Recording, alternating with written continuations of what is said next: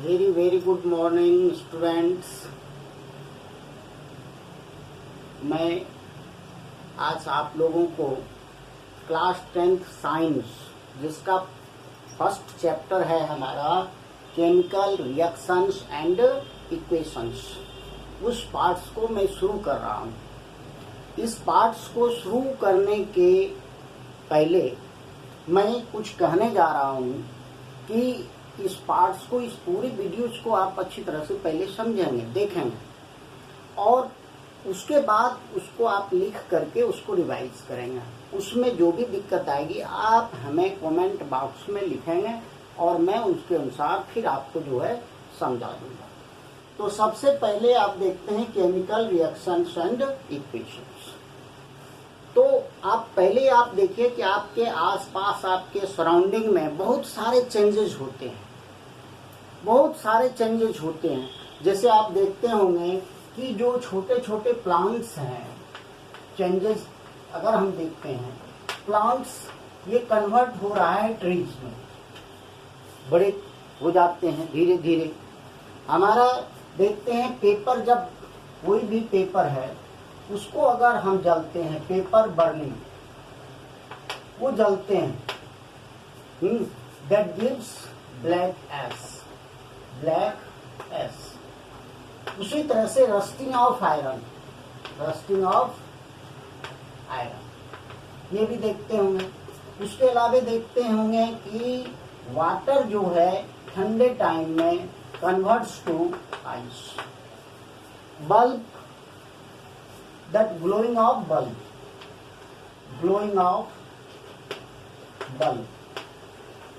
ये बहुत सारे चेंजेस हम देखते हैं। डाइजेशन ऑफ फूड, बहुत सारे चेंजेस हम आसपास देखते हैं, लेकिन हम उस पर कभी गौर नहीं करते। कुछ ऐसे चेंज हैं जो कि कुछ समय के लिए होते हैं, मोमेंटरी चेंज, टेम्पोररी चेंज होते हैं, कुछ समय के लिए होते हैं और फिर वह जो है अपनी स्थिति में आ जाते हैं। तो इन सभी चेंजेस में जो भी हम चेंज देखते हैं उसमें दो पार्ट्स हम देखते हैं। एक चेंजेस हम देखते हैं कि टेम्पोररी चेंज,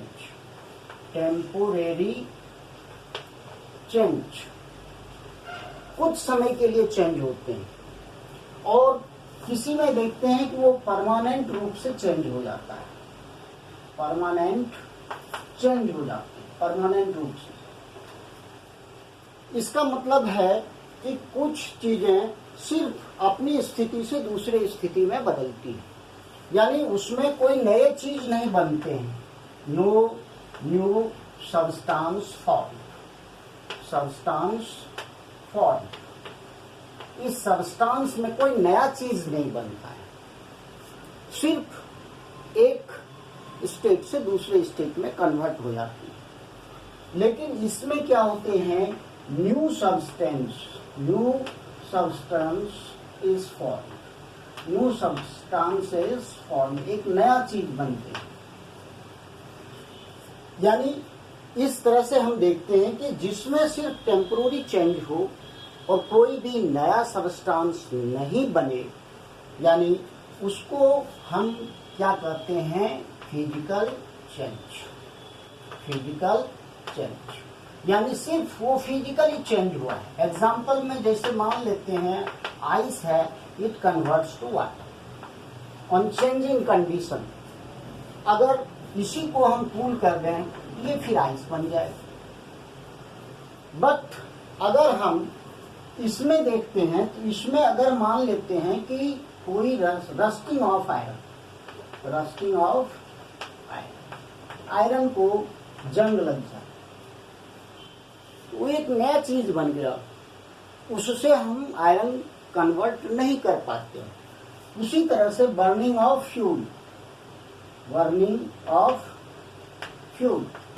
अगर फ्यूल को जला दें, बर्निंग ऑफ पेपर, इस तरह से कोई भी चीज को बर्न करते हैं तो नए चीजों में बदल जाता है, उसकी प्रॉपर्टीज भी बदल जाती है, कंपोजिशन भी बदल जाती है, लेकिन इसमें इसकी प्रॉपर्टीज वही रहती है, कंपोजिशन वही रहती है, कोई नया चीज नहीं बनता है। ये जो न्यू चीज बना इसको हम क्या कहते हैं, केमिकल चेंज। Chemical change. हम इसको केमिकल चेंज क्यों कहते हैं, उसका कारण है कि अगर हम इसको केमिकल चेंज करते हैं तो उसका कारण क्या है, इसी चेंज को अगर हम लिखें तो इसी चेंज को हम केमिकल रिएक्शन भी कर सकते हैं, क्योंकि जब कोई सब्सटेंस दूसरे रूप में बदलता है तो उसका जो प्रॉपर्टीज है, कंपोजिशंस है, वो कंप्लीट रूप से बदल जाता है। इस तरह से हम केमिकल रिएक्शंस को लिख सकते हैं डिफिनेशन में, reactions in which a substance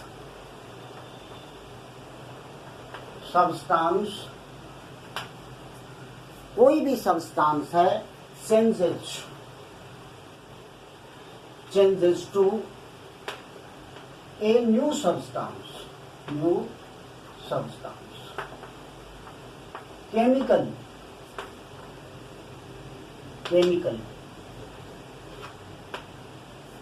that is called chemical reaction। इसी को केमिकल रिएक्शंस कहते हैं सिंपल वे से।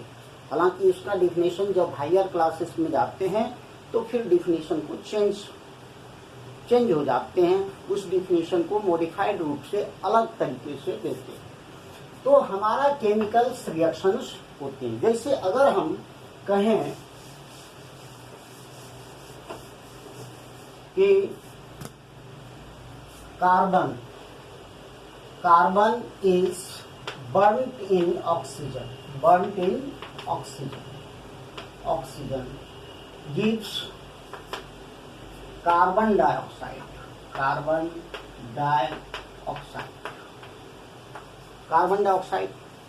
Again we can say here, suppose magnesium is burnt in air, that burns with dazzling flame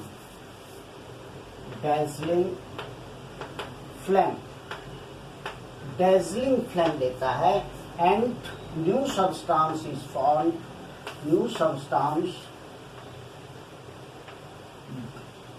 magnesium oxide is formed। एक नया compound बनता है magnesium oxide.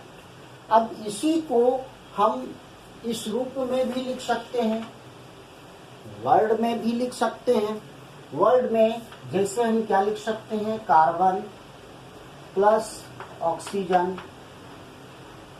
और इधर दूसरी तरफ हम क्या लिख सकते हैं, जो न्यू प्रोडक्ट है, कार्बन डाइऑक्साइड। ये हमारा हो गया। उसी तरह से अगर हम मैग्नीशियम लिख दें कंप्लीट वर्ड में, magnesium plus oxygen gives magnesium oxide. ये हमने लिखा। इसको हम क्या कहते हैं, केमिकल रिएक्शंस। क्योंकि इसमें जो सब्सटेंस है वह केमिकली कन्वर्ट होकर के एक न्यू सब्सटेंस बनाता है। अब हम इसी जो केमिकल जो हमारा रिएक्शंस है, इसको अगर हम रिप्रेजेंट करते हैं सिंबल के थ्रू, फॉर्मूला के थ्रू, तो उसी को हम क्या कहते हैं, केमिकल इक्वेशंस। यानी अगर हम इसी को रिप्रेजेंट कर दें, जैसे कार्बन और ऑक्सीजन, इसको सिंबल से लिख दें C+O2 एंड CO2, ये कार्बन डाइऑक्साइड। तो ये हमारा क्या कहलाएगा, chemical equation.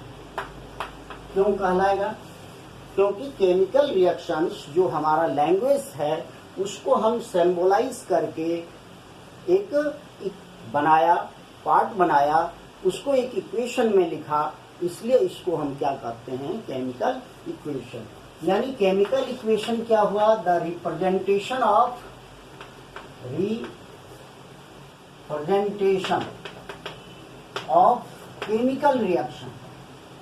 Chemical reaction. Chemical reaction को हम रिप्रेजेंट करते हैं थ्रू किसके द्वारा, थ्रू सिंबल और formula, symbol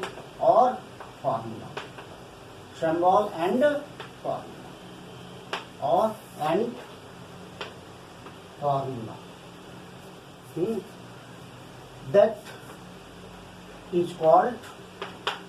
that is called, इसी को हम कहते हैं केमिकल इक्वेशन,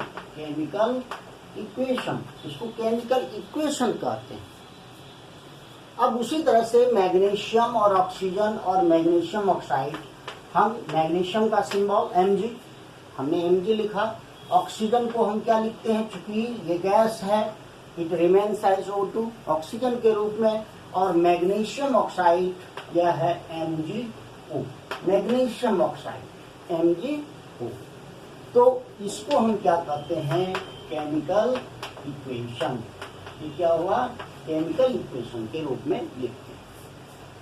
अब कुछ हम जो चेंजेस देखते हैं, रिएक्शंस होती है, उसमें हम कुछ ऑब्जर्व करते हैं। Observation during chemical reactions, observations during chemical change और केमिकल रिएक्शन और जब होती है तो उसमें कुछ ऑब्जर्व करते हैं। क्या क्या हो सकता है, फर्स्ट हो सकता है कि स्टेट चेंज हो जाए, change of the state,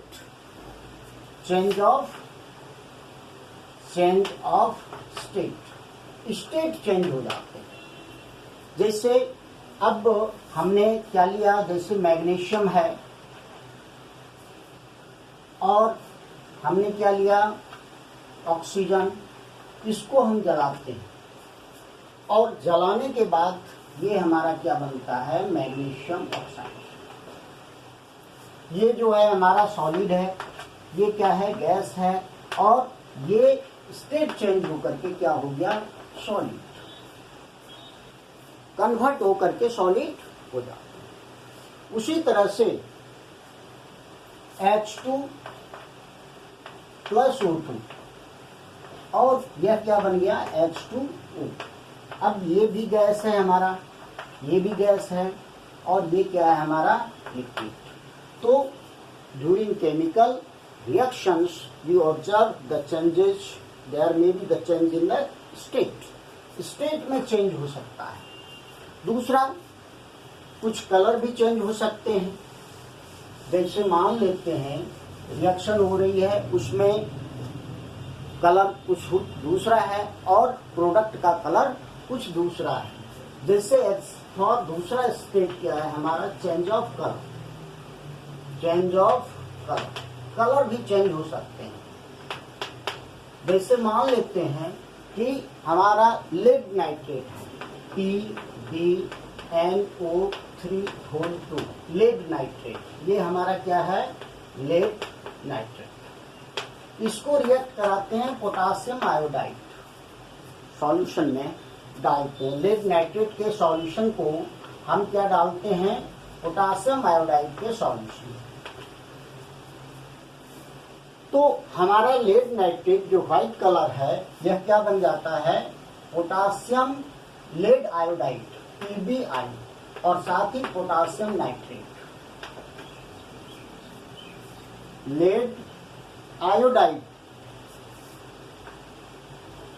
PbI, lead iodide, और साथ ही साथ पोटासियम नाइट्रेट। यहां इसका कलर क्या हो जाता है, येलोइश कलर हो जाता है। उसी तरह से अगर मान लो पेपर है, उसको जलाते हैं तो ब्लैक कलर हो जाता है।